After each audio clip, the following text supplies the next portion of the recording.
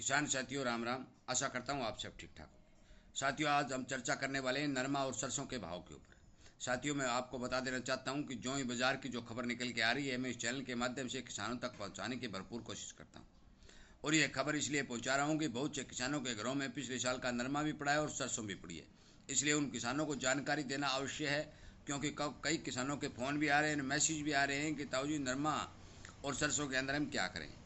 साथियों इसी तरह की जानकारी इस चैनल के ऊपर जो बाजार के विशेषज्ञों से राय लेकर के बाजार के ऊपर नज़र रख के आप तक भेजी जा रही है, ताकि आप सचेत रहें, सावधान रहें।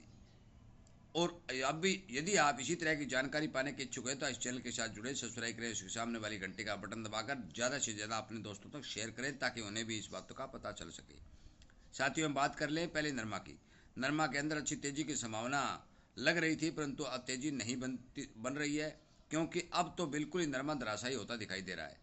कारण है कि विदेशी बाज़ारों में आज 68 सेंट के भाव बोले जा रहे हैं, जो कि 72 और 73 सेंट के चल रहे थे। एक बार तो 103 सेंट तक नरमा चला गया था। साथियों एक महीने बाद नया नरमा आना शुरू हो जाएगा, और आप मान के चलो कि यदि महीने भर बाद नया नरमा आता है तो पुराना नरमा का स्टॉक निकलने लग जाता है। बहुत सारी सीलिंग मिलें अपनी मील की रिपेयरिंग के लिए बंद भी हो चुकी हैं। मैं मानता हूं कि सीलिंग मिलों के पास ज़्यादा स्टॉक नहीं है, परंतु अंतर्राष्ट्रीय बाजार के अंदर रुई में मंदी आने के कारण नरमा के भाव नहीं बढ़ रहे हैं।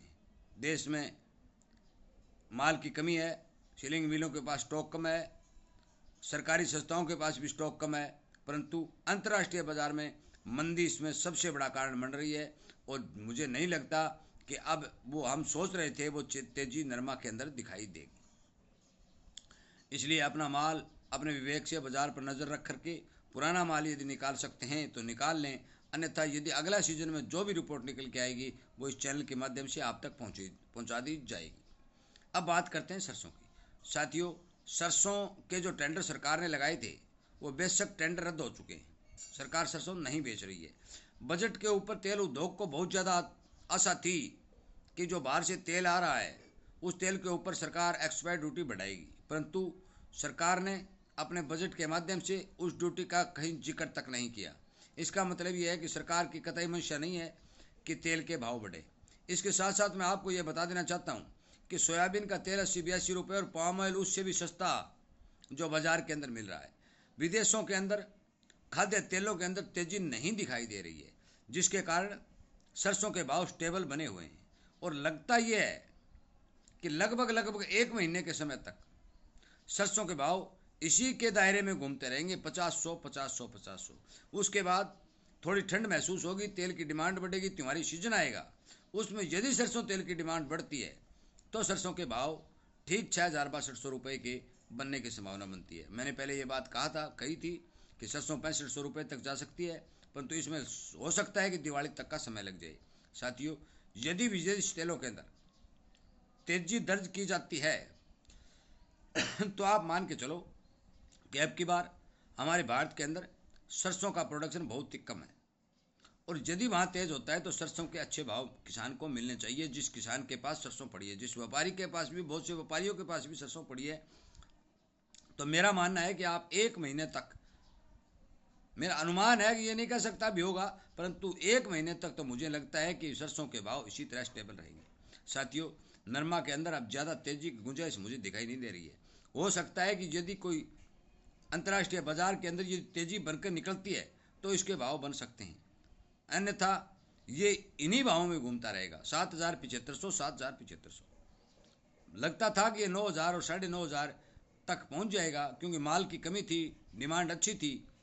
बांग्लादेश और वियतनाम जैसे देश भारत से रुई खरीद रहे थे, परंतु अंतर्राष्ट्रीय बाजार में मंदी आने के कारण जिन किसानों के पास नरमा पड़ा है उन किसानों को मार पड़ी है। और यही हाल सरसों का है कि विदेशों के अंदर तेल मंदा, और भारत में लाने पर बिना एक्सपोर्ट ड्यूटी जो तेल आ रहा है वो किसानों के ऊपर दोहरी मार कर रहा है। सरकार इस बारे विचार नहीं कर रही है, सरकार नई एक्सपोर्ट ड्यूटी बढ़ा रही है। हाँ सरकार ने तिलहन का रकबा बढ़ाने और तिलहन को आत्मनिर्भर बनाने के लिए तो संसद के अंदर बजट पेश करते समय बयान दिया है, परंतु मैं आपको ये बता देना चाहता हूँ कि सरकार की मंशा मुझे ठीक नहीं लग रही है। क्यों, यदि देश को आत्मनिर्भर बनाना तेल के मामले में चाहते हैं सरकार वाले, तो इसके ऊपर एक्सपोर्ट ड्यूटी लगाते और किसान को ठीक भाव दिलवाते। यदि किसान को ठीक भाव दिलाते तो किसान खुद व खुद तिलहन की बिजाई ज़्यादा करता।